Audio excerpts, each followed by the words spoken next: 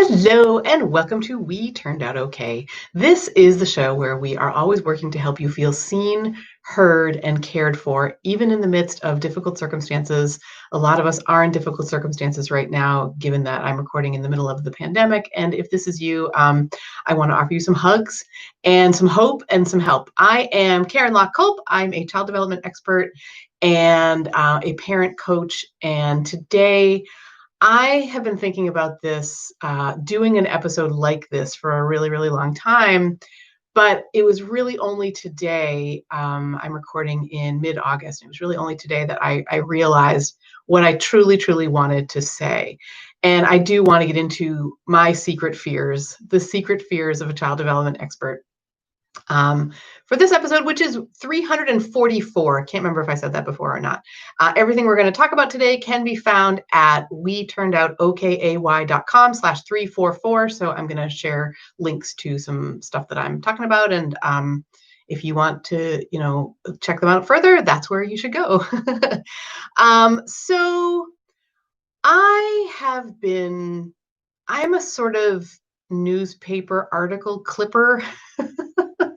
And I have, those of you who are longtime listeners may know that I have a tendon disorder that means that I can't use my hands, my arms, as well as anywhere near really, as well as a typical person can.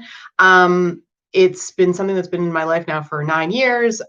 It's something that I've lived with and used to really rail against. And once I figured out, basically what happens is I get scar tissue in my tendons. Where most people's tendons get irritated or flare up, mine start creating scar tissue. And it happens more under stress. It happens when I overuse things, but it can happen anywhere. And it has happened in my thumb tendons. And that's really sort of where this is going to sound so weird, but that's where the podcast came from, because I had like 5% use of my arms and hands. And I literally couldn't do anything. And when you can't do anything, it gives you a lot of time to think. and the podcast is the very positive result of that. And there's so much more to it than that. So much more to it. Actually, one good place if you want to learn more about that is weturnedoutoKay.com/000, which is my about the podcaster sort of episode that I did. I actually interviewed with 4 of my bestest friends, and what we talk about is our unplanned adventures. And my unplanned adventure is the tendon disorder. So I just want to write here /000, so I remember to link to that in the aforementioned show notes. So anyway, the reason I bring that up is because I can't read digital newspapers. Like, they just don't work for me. All the pinching and sliding and all that kind of stuff doesn't work for me. So what I do instead is once a week, I indulge in the Sunday paper. And I've been clipping a lot of stuff from the Sunday papers recently. And they're things that are relevant to you, but that I haven't, I keep saying, oh, I'm going to do a parent news. I'm going to do a parent news segment about this. And I keep not doing that. And I think the reason is because we just keep getting more and more stuff. So what I wanted to do today was highlight 2 of the things that I've been clipping and use that to kind of get into my secret fears. So one thing that I've clipped is an article from the Boston Globe from Sunday, sort of earlier in August. I can't remember exactly which one, but it'll be in the notes. It's an article about how in springtime, people were the school departments were calling the Department of Children and Families if they felt that the students weren't coming to enough Zoom classes. And just this article was astounding to me that's where a school department goes, when someone is having trouble and struggling. And when we think about all the sort of inequalities of online learning, and we think about a family of 5, where everyone is supposed to be on a computer or a phone or something like that at the same time, and how people were struggling with bandwidth. People didn't have enough Wi-Fi to support all that. And that doesn't even get into the problems of You're trying to work, your kids are trying to be okay, feel all right inside. And if Zoom calls feel self-conscious to them, or if they don't, if they don't like that feeling of being on camera, which so many kids don't and really, really struggle with, or they don't like feeling called out in front of people because it's so different from classroom learning. And the way that some school departments are going is they're calling the Department of Children and Families. It just made me outraged. I just couldn't believe it. And then, of course, because of the world that we live in and the institutionalized racism that happens, the vast majority of people who were getting reported were people of color, and particularly single parents. Well, I say that definitely single moms were singled out in this, but I don't remember what percentage of it that they were, but and these are people who live perfectly wonderful lives and aren't abusing their children and aren't neglecting their children. And so that just made me, that really gets into what we're going to talk about today. And then the other one that I wanted to talk about also comes from, I saw it in the Boston Globe. I believe it's an Associated Press report. And again, I'll link to it in the show notes, is about how in Illinois, there's a school department that has outlawed pajamas and sitting on your bed for Zoom schooling. And again, it's astounding that's what they're thinking about. I think, I can see on the one hand why you might want, like, what you want to do is you want to cultivate a feeling of school. And so you would want your students to be showing up like in their clothes and in a place that is appropriate for them. But I would say probably lots of kids don't have a space like that in their home. Maybe the bed is all that they have because the rest of their home is completely chaotic and they share their room with somebody else and there's no desk, right? It just seemed so crazy to me that this is what we're putting on parents and families, this kind of pressure. And one of the moms, she gave such a great quote. It was like, I'm not going to say it exactly, I'm paraphrasing, but it was basically like, I watched my child, in a lot of Zoom calls last spring, and the kids wearing pajamas, their responses were every bit as credible and good as the kids not wearing pajamas. Like, why is this the thing? And I really think this is the spirit that we're in right now. And that gets into my secret fears. And before we actually dive into my secret fears, what I want to do is share my story about my own experience with early childhood education on the part of my son. So 15 years ago, my oldest, his name is Max, he's now 20, he started kindergarten.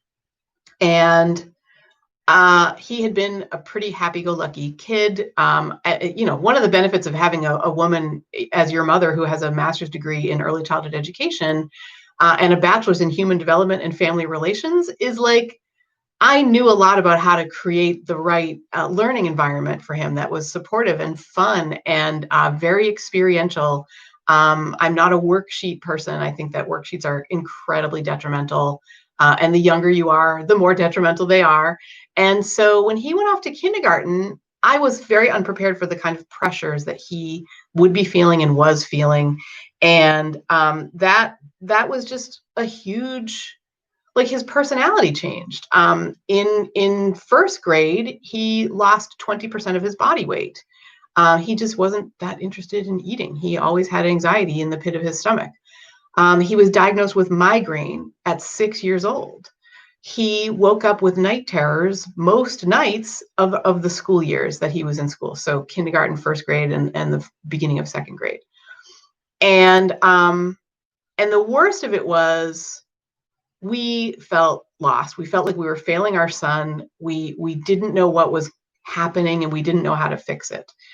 And I'm going to share next what we did to fix it, which is we homeschooled. We took him out of school and we homeschooled. But I don't want to share that in the sense of everyone must homeschool. I don't want you to be like, that's the thing that you're thinking, because it's very not true. Lots of people, homeschooling isn't going to work for you. And I also want to say right now we're in the pandemic, right? School at home is very different than homeschooling. So homeschooling is the family invested in choosing how to educate their child, deciding how much time is going to be spent reading books and how much time is going to be spent on field trips or outside or connecting with other people. Parents deciding for themselves what curriculum, if any, they would like to follow. And I think this is a real important distinction. It's not the school department saying, this is your assignment for today, this is your assignment for this week. That is a perfectly viable way of doing it. In fact, I think in the pandemic, what a lot of parents have seen is that, like, if my kid gets their schoolwork done in an hour and a half, they have the rest of the day to play, and that's actually produced better behavior. So so what we saw when we took Max out of school in the middle of second grade, he came out at Thanksgiving week, was an immediate cessation in the night terrors. He's never had another night terror. He is 20 years old and he's never had another one after being 7 years old. And we saw an immediate resumption of trust. And eventually, it took a little while, it took a few weeks, or maybe even a few months, but what that led into was an intellectual curiosity. Because we were saying to him, what are you interested in? What are you curious about? Let's explore that. And like he was on fire to be a paleontologist. So like that was where a lot of his interest lay, and science, the sciences. And of course, the Garfield comics, right? And the things that keep a kid reading. One of our favorite things to do is to read Dave Barry together. Dave Barry is an essayist, and he writes like a lot of his books of essays are things that were published in the paper. So they don't have swears, right? They don't, they're things that even an 8-10-year-old kid can appreciate and enjoy and laugh at. And like, that was his reading, that was strengthening his read aloud skills. And it was really about intellectual curiosity and finding ways for him to connect with other people. Pretty much that was our homeschooling. And for most of his life, he's given me permission to share this part too. For most of his life, he was terrified of math. He really felt he had gotten the message in the second grade, actually in the first grade, that he was not good at math, and that that math was a thing that was just beyond him. And he got that message from his first grade teacher. And in fact, in report cards, what came back were things like, if he spent more time doing these worksheets, Max would be better at math. And it was a complete and total untruth. And his major is now math. He's a college math major. He wants a PhD in mathematics. Theoretical math lights him up.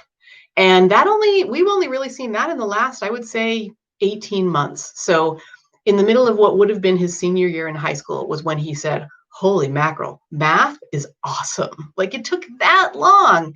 And that's what he is now so committed to this. He's so committed to it that in his spare time, he watches lectures on calculus. He eats lunch watching calculus lectures, right? I mean, they're very engaging calculus lectures, and that's why. It's not like he's trying to force something on himself that he doesn't want. And the professor who's doing it is awesome. But like, that's not for a class. That's because he's genuinely interested.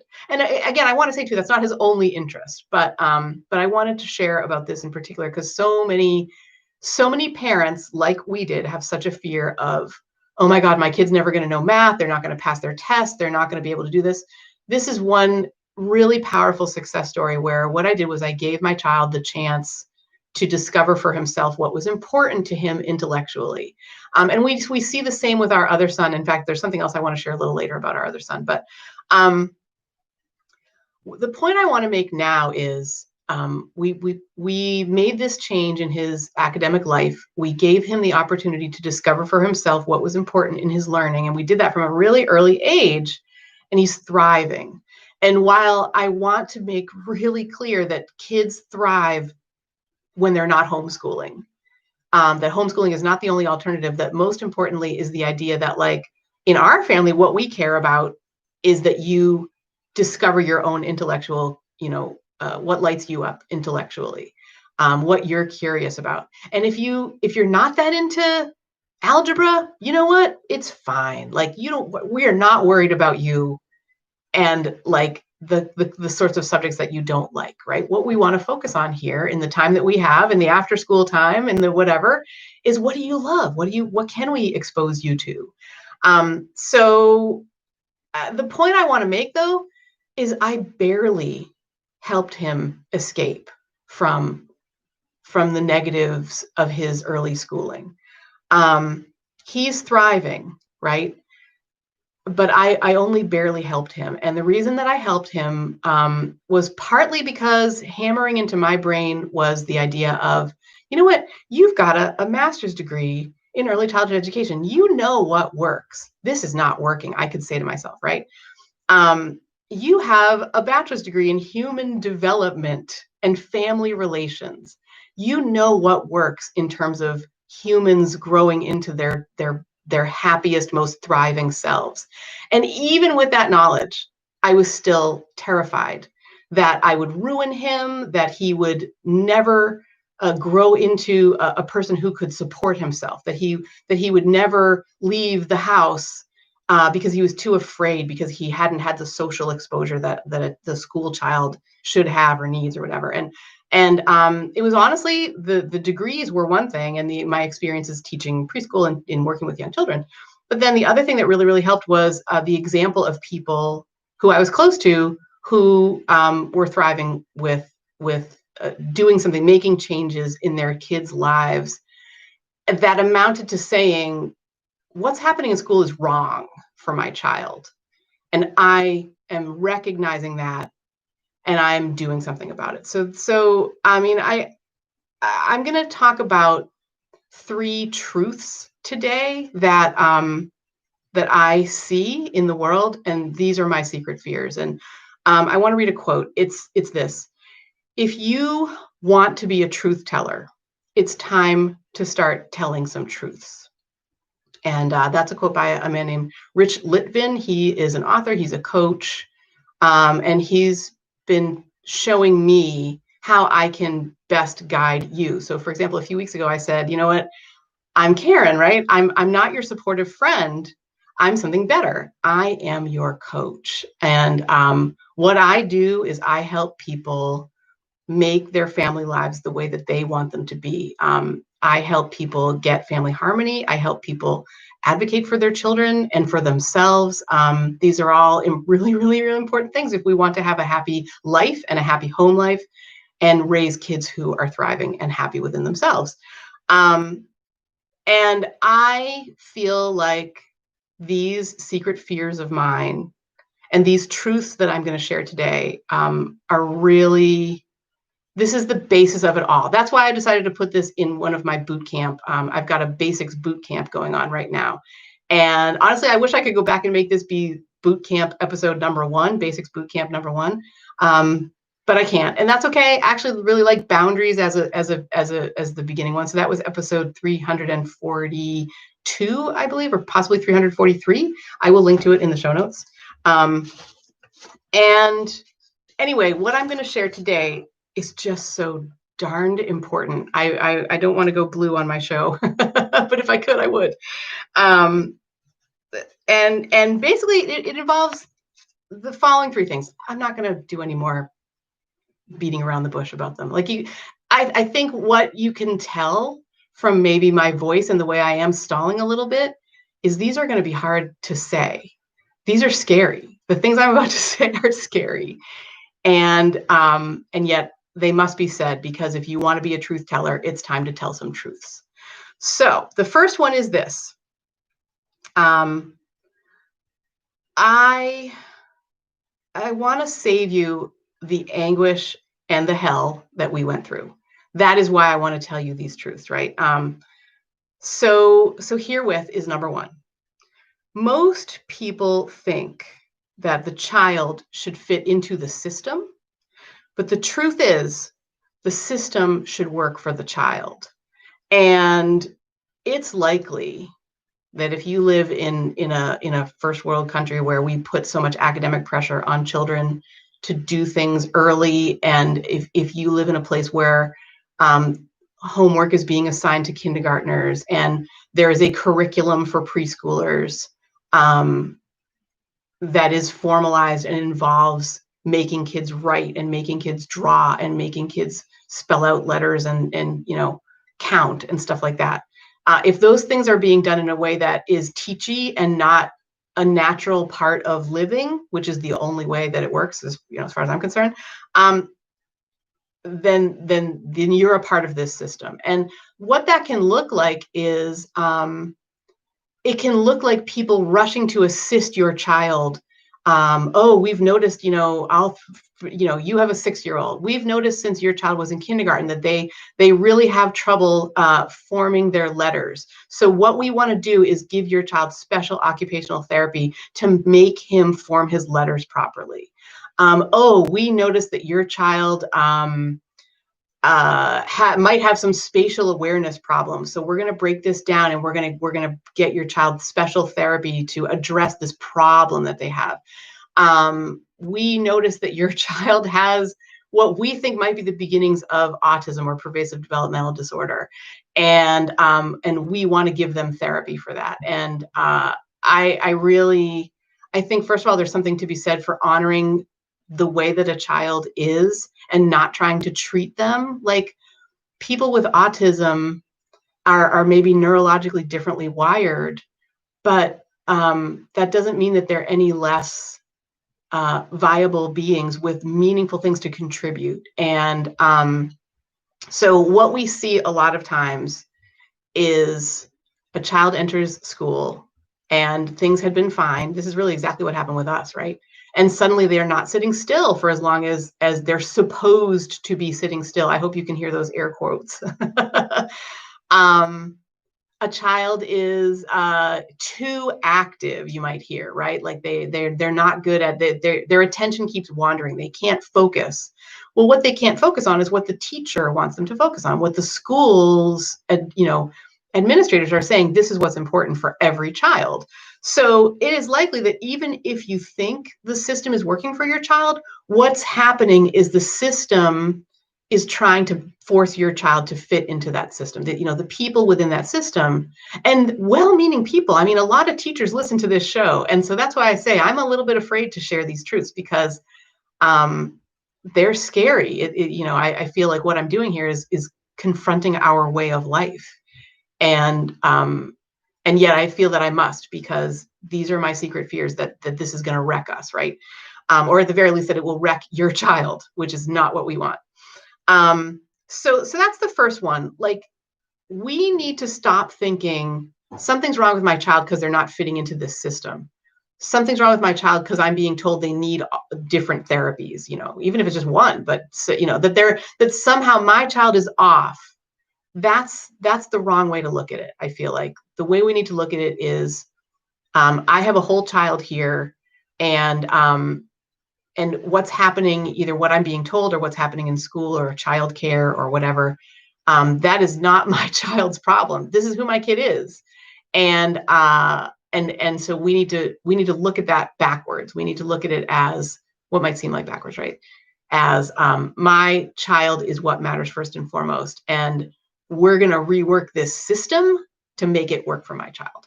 So that's number one. Number two is, and this is in the form of a question: what is one belief in my field that's BS? And again, very tempted to go blue there, but I didn't. And as a child development expert, the one belief that's in my field that is BS is this: that test scores matter. And I want to let that sink in for a minute. That test scores matter is this belief that is BS. Test scores are completely subjective. Test scores only matter within this broken system. Test scores don't matter. And I really, really want you to take that in. Again, it feels so dang scary to be saying these things out loud. This, I feel like, is a sort of underpinning basis for everything in our society. If test scores don't matter, what do teachers do all day? If test scores don't matter, why are we administering so many of them? If test scores don't matter, what's going to happen to the corporations that publish the tests, right? Like, there's a whole industry built on making it appear that test scores matter. Test scores don't matter. Please hear this. And even if you want to dismiss it, even if you're shaking your fist at me right now, I want you to at least consider the idea that I'm right, because I know I'm right. And here's how I know. I've been working with children and families for 15 years, and I was doing it. I was getting my master's degree before there were mega standardized testing the way that they have it now. And I have seen in my own family and also across the nation, and also with the people that I work with and the children that I work with, how damaging it is when we concentrate on tests for kids. It's incredibly damaging. And I feel like it comes up each September on this show, starting a few years ago. Like, I've hinted at these a little bit. One year, I remember very much cheering for a teacher in, I believe, Texas, who she had her second grade students. She said, "We will not assign homework in this school, in this classroom. What we're going to do instead is we're going to ask you parents to do what brings on success in children in learning. That is, get a good night's sleep. That is, spend time together with your child. Read with them. Explore the world with them. Don't focus on homework and worksheets. That's not what we're doing here." And so, I mean, I cheer people like that. And I think there's a special place in hell for people who, and again, I say that, I'm so angry about it that I think that I want to say that, but I'm gonna actually walk that back. I think that districts that punish kids for not doing their math homework by preventing them from going out for recess. And there's one, this is the special place in hell that I was thinking of. There's a district that I know of that if the families don't log in, this is for kindergarten children, if the family doesn't log in a certain amount of times during the week to do math, the child loses recess. The child suffers from that. And I think that is diabolical. I'll say it that way. Yeah, then I don't have to assign anyone to hell. I think it's a diabolical procedure that is harming children and families. So test scores don't matter. That is the belief that I think is BS in my field. And then the third one is this is a really hairy, scary one. This one is, what is a truth that I know that's scary to say out loud? And so I'm going to take a pause and take a deep breath here, because this is a big, scary thing that I'm going to say, but it's true. Whew, okay. The way that we educate and raise children in our society causes unnecessary suffering. And ultimately, the way that we educate and raise our children is going to result in societal collapse. That is the truth that is so scary to me to say out loud, but that is absolutely the truth. So ever since we've been homeschoolers, ever since I've been outside the system and able to kind of look at it and analyze, because for a long time I was really invested in the system. I have a master's degree in education. I mean, I was trained to teach children from third grade and under. So from, say, age 10 and under, I have a teaching certificate to do that. I'm a licensed teacher, and here I am saying, wow, this system is so broken that it's going to bring about, if we keep on this track, it's going to bring about the collapse of our entire society. But it's true. It's true. That's why I'm saying it, because it's true. And to illustrate this, what I want to share is a story about my youngest that I do have permission to share. And that is this. He's 16. He turned 16 this summer. So when he was almost 16, we started talking about, as everyone is across the country, talking about what is appropriate with mask wearing, what is good research, what is true in terms of how is the coronavirus sweeping the nation, the world, and how do we know what's true? And there was a really scary moment where he said to me, I said to him, do you believe me when I tell you, what I've been learning and what research I know to be true? And he said, no, I don't. I don't know how to believe anyone. I don't believe in anything because I don't know what to believe. And I mean, wowie, that's quite a thing for a teenager to say, that they can't even trust their own parent because they just don't know what's true. And I bring it up because he's been, so from the time that he was 3, he's been completely outside of he never attended traditional school. He homeschooled until he was, I think, probably 12 or 13. And then he now attends, and he loves a self-directed learning center for teens.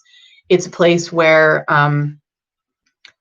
all of everything that you want to learn about, that you're intellectually curious about, is up for grabs, and you can learn about literally anything you want to. And you're doing it with dedicated facilitators and people who are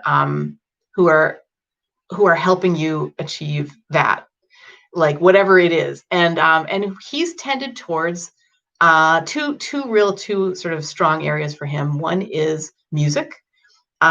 He's been able to work with a music teacher from a professor actually at Berklee College of Music in Boston. And he, for a couple of years, he had like weekly,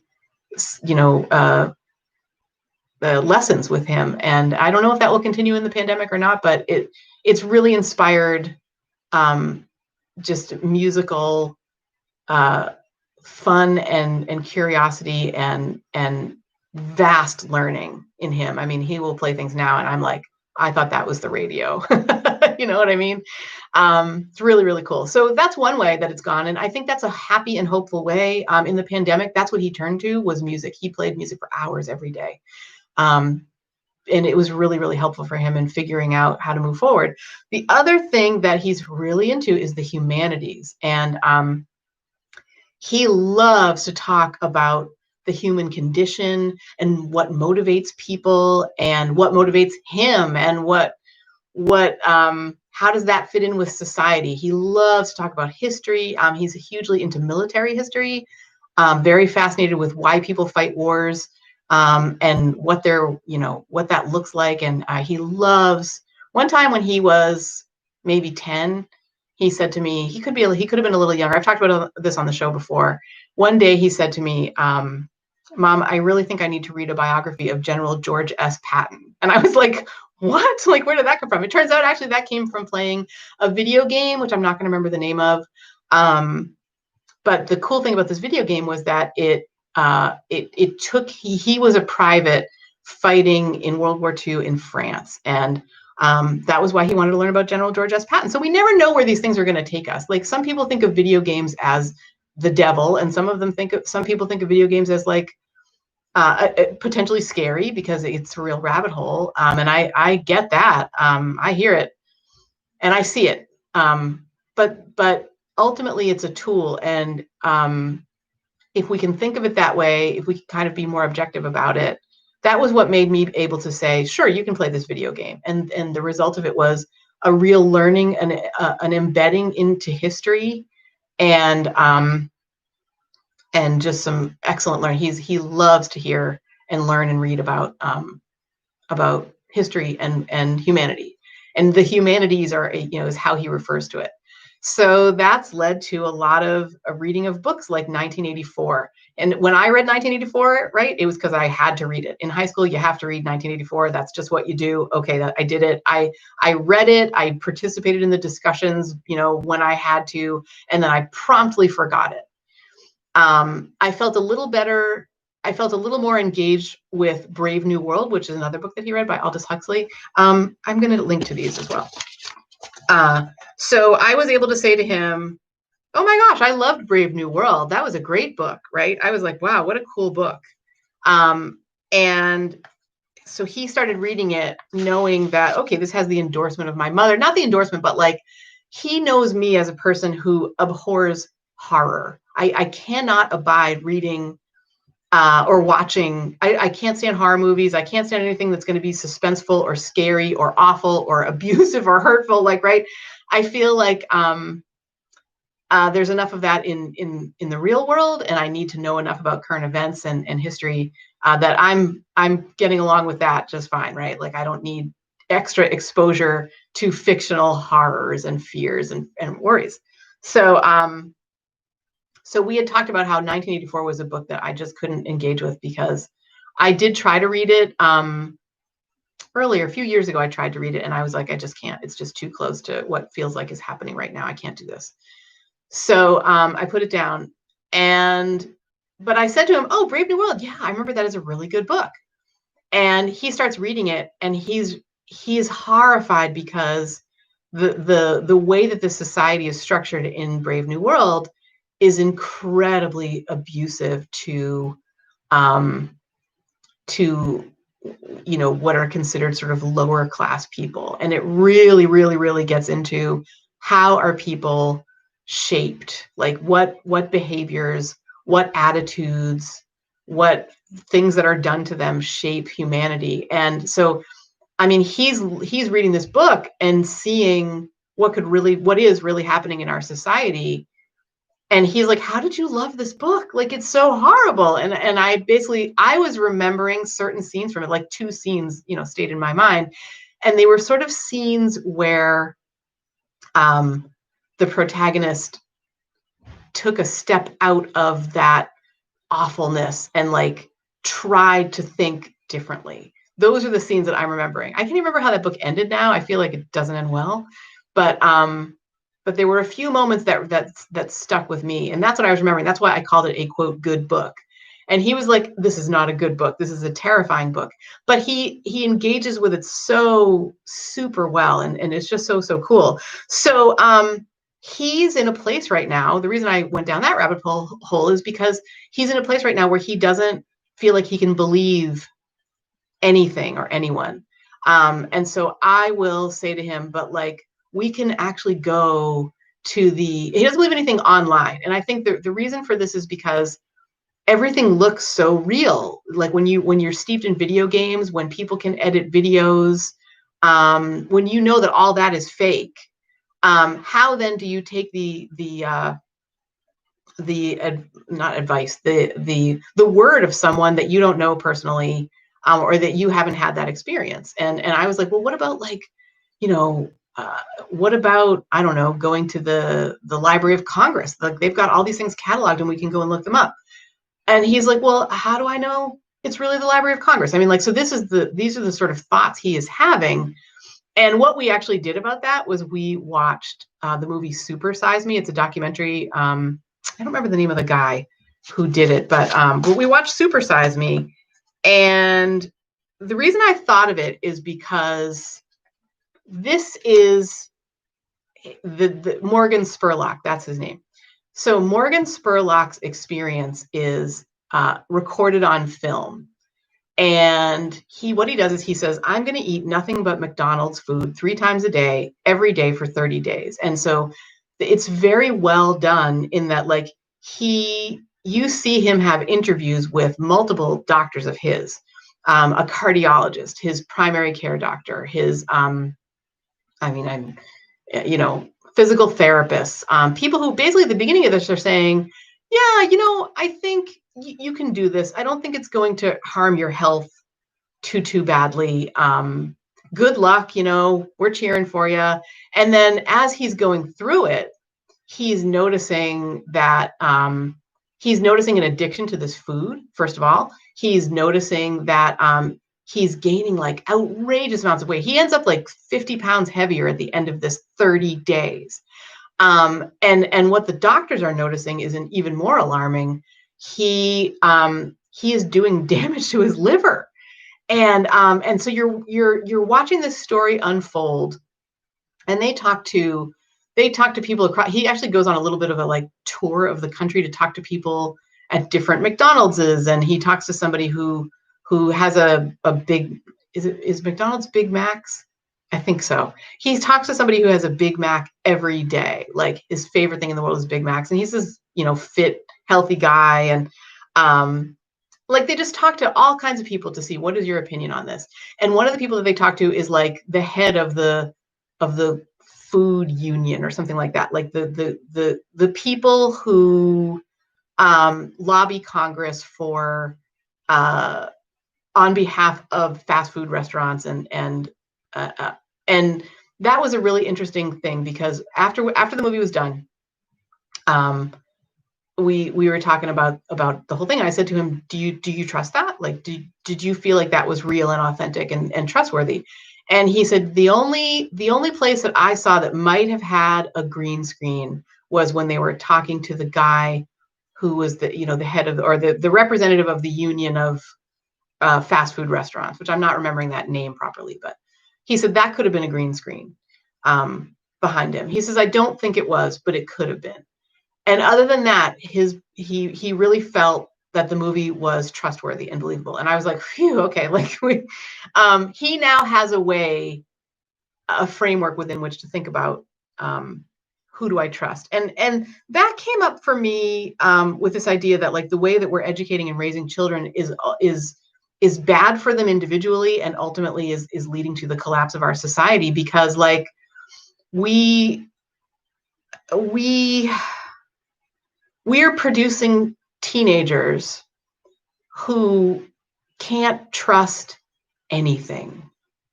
And if my son, who's a self-directed learner, who is incredibly good at researching and knowing himself, being able to say, this is how I'm feeling right now, which that's another thing that the traditional school does. It forces people to keep their true emotions down so that they can just get through the dang day, right? And we saw that with our son when he was a kindergartner. He stopped eating. He denied. He had to shut off his whole personality and his whole being just so that he could get through the day. And I think that's really scary. You know what I mean? When a kid who was not raised in all of that, but still is, he's still in society. He's got friends. He talks to adults. He's really invested in understanding what's going on in world and current events, and relating that to history. Like all that stuff matters to him much more than it mattered, for example, to me when I was 15. And I think part of that is the self-directed learning, but even he doesn't feel like he can trust anything. And that's what I mean. Like we're at a point now where we are seeing the very fabric of society stretched too thin. And I think that might be really hard for us to hear. You may not want to hear it. I sure as hell don't want to be saying it, but it's time to stop lying to ourselves. This is the truth. This is the truth. And I think the way I want to really bring that sort of as we're coming to the end, coming towards the end here, is if you're feeling like your child is the problem. I sure felt that my child was the problem back when he was the one who we were getting reports home about how he wasn't able to focus and how he was bad at math, and how if only we didn't go on that vacation as a family, he would have done better with his math. Like I was like, oh crap, like I'm doing this all wrong. It's my fault. My child is the problem here. Your child is not the problem. Anyone who says or implies that your child is the problem, they are wrong. That is the truth. And here is my hope. I really want to end this show on a hopeful note. I mean, I called it the secret fears of a child development expert. And I've shared some very scary stuff. It's twisting my gut to say these things out loud, right? But I do have a hope, and I think it's a really good hope. And it comes with this. So Pat Flynn is a podcaster. He's got a podcast and a website called Smart Passive Income. And truly, I owe a lot to Pat Flynn. Like he did a series of videos on how to set up your podcast. And I can remember one weekend, the kids went and stayed with my mother-in-law, and Ben and I just spent like the whole weekend doing exactly what he said step by. Like we would stop the video and we would go and do this step, and then we'd come back and we'd like watch the next 5 seconds and take an hour to figure that out. And I owe Pat Flynn kind of the beginning of this show, and ever since, like on and off, I still listen because what he says is really relevant. He's got young kids. I think I'm fascinated with how someone who truly lives an independent life raises their kids? What is their attitude towards child rearing and parenting? And in general, I love it. I mean, I think he's really got his head screwed on straight. So does his wife, about how they are living this life and how they are bringing their kids along and bringing them up. And one time at the beginning of the coronavirus pandemic, Pat asked, in the coronavirus, what is possible? What does coronavirus make possible? And I want to ask that for you. So if we accept that we have been lying to ourselves by believing that our kids are the problem and that we need to do whatever we can, we need to get them that therapy, we need to fit them in somehow, we need to get them extra tutoring if they're having trouble with their math or whatever.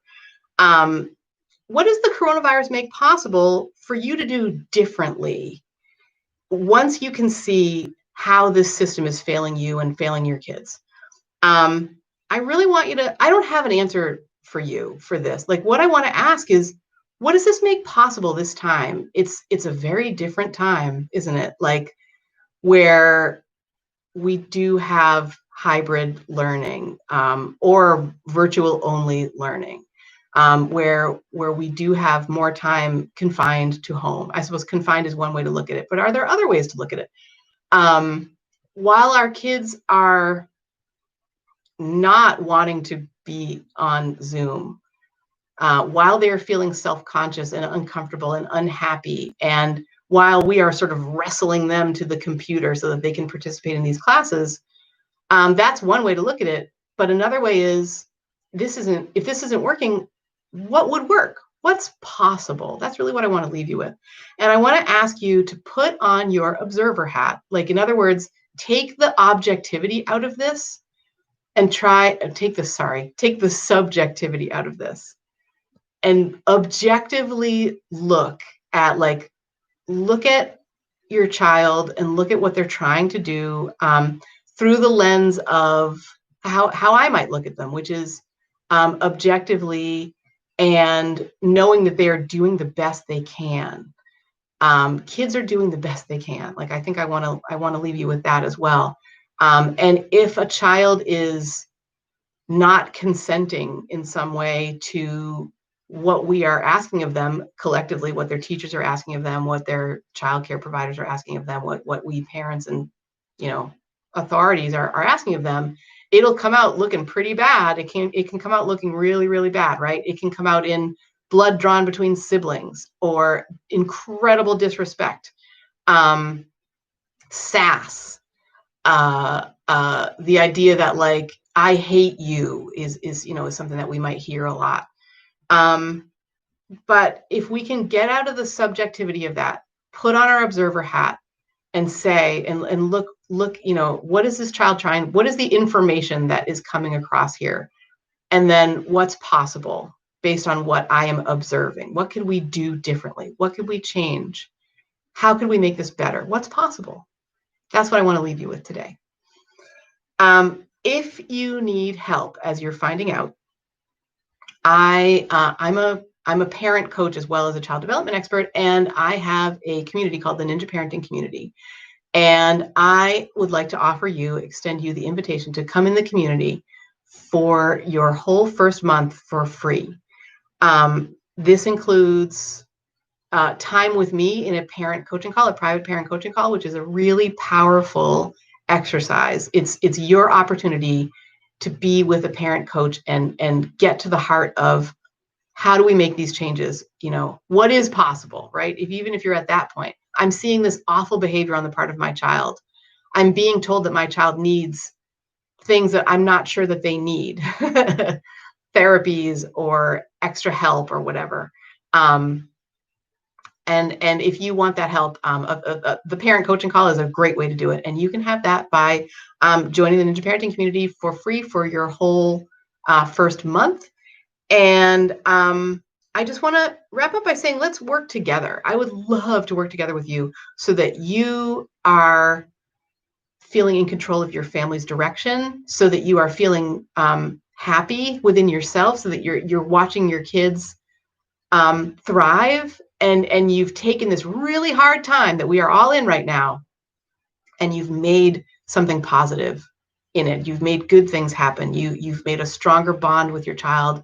You have been able to sit with them and help them and do it in a way that validates their concerns and helps them take power for themselves and stand up and be invested in something cool. And it allows them, I mean, what we really did, I think, and this is what I think is possible for you, when we gave our son, when we looked around and we said, okay, this is not working for him, when he was 7 years old and in second grade and having the night terrors and the migraines, we said, this is not working. What's possible? And what we found is that we created a life that is a million times better than what was happening at that time. And it was the challenge, the struggle that this was born out of. And so so I would really love to help you work on that, basically, is what I want to wrap up with. So if you want to find out more about that,